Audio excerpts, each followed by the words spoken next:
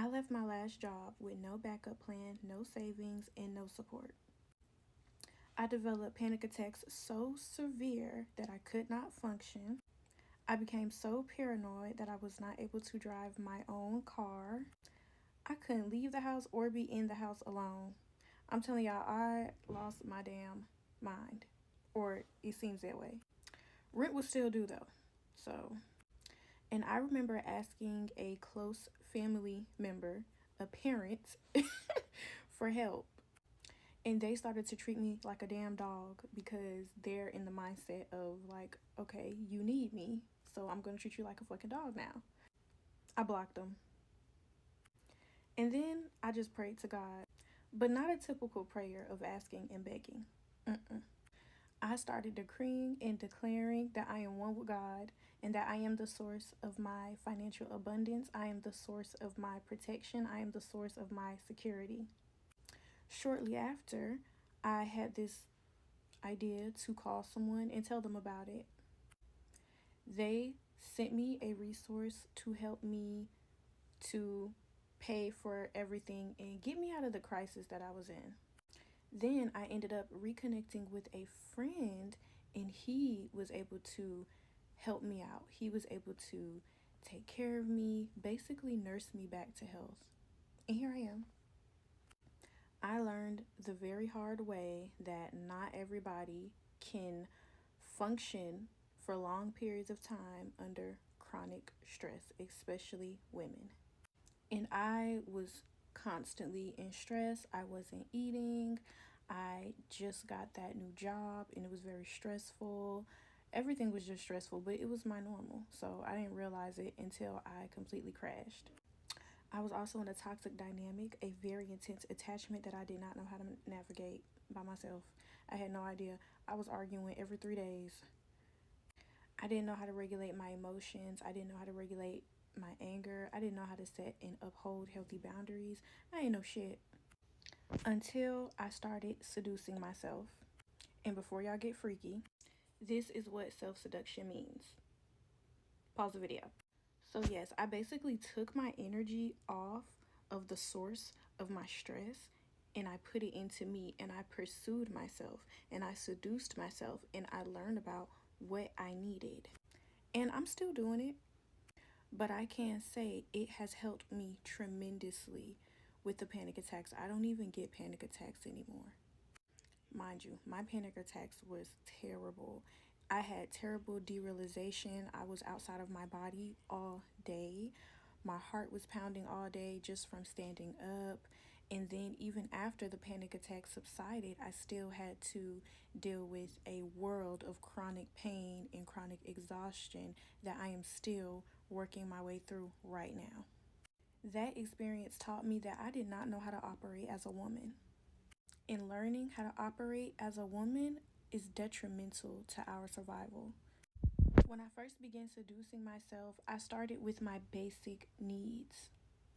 As you've read, self seduction is the practice of loving and honoring yourself and achieving a state of deep renewal.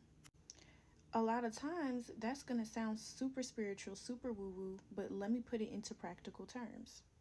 I basically began to prioritize my basic needs.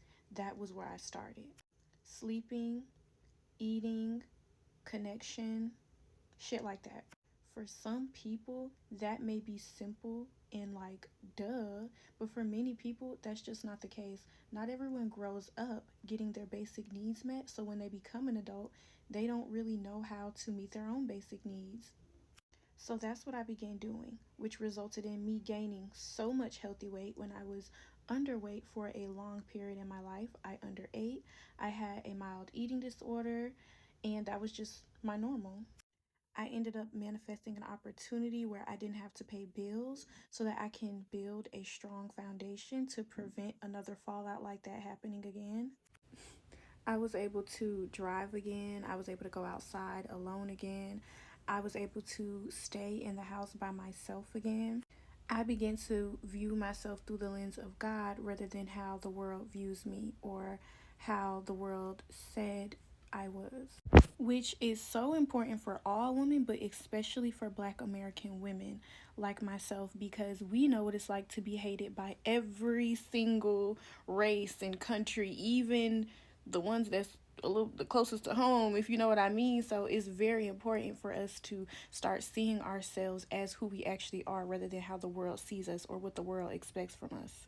And one of the most impactful things that I was able to do was ease an attachment that was so pressing to me. I had like such an anxious, intense attachment with someone, and I literally could not focus.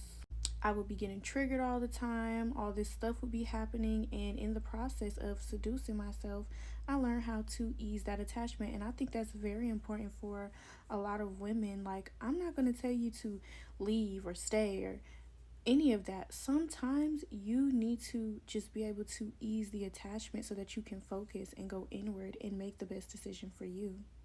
And so that's what I'm going to be talking about on my social media. Again, I was so fearful about getting on here and talking about anything spiritual, but I don't really know why. Like, it is what it is at the end of the day. A lot of life is spiritual. Most of life is spiritual. Matter of fact, all of life is spiritual, even our physical bodies. So I feel like as women, the more we learn how to seduce ourselves, we will be happier and we will be a lot better off. It is a deeply sacred, feminine, spiritual practice. It is what it is, but it can be applied in practical ways, and you can get the results that you need in your life. And that's exactly what I'm still doing now, and it has definitely changed so much for me. Actually, even getting online and posting about it is a part of self seduction, because I am overcoming any fear of being seen. I know the fear of being seen is a buzzword and a buzz phrase that everybody is throwing around now, but that's exactly what it's helping me do. But yes, if you want to know more, just stay tuned. Thank you.